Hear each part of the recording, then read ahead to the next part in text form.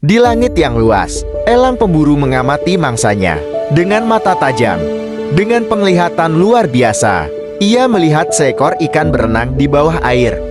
Elang tiba-tiba mengepakkan sayapnya lebih cepat, lalu menukik tajam ke arah laut. Cakar elang yang tajam mencengkeram permukaan air, menangkap ikan dengan presisi tinggi. Dalam sekejap, cakarnya yang kuat mencengkeram mangsa tanpa ampun. Elang terbang kembali ke langit dengan ikan di cakarnya.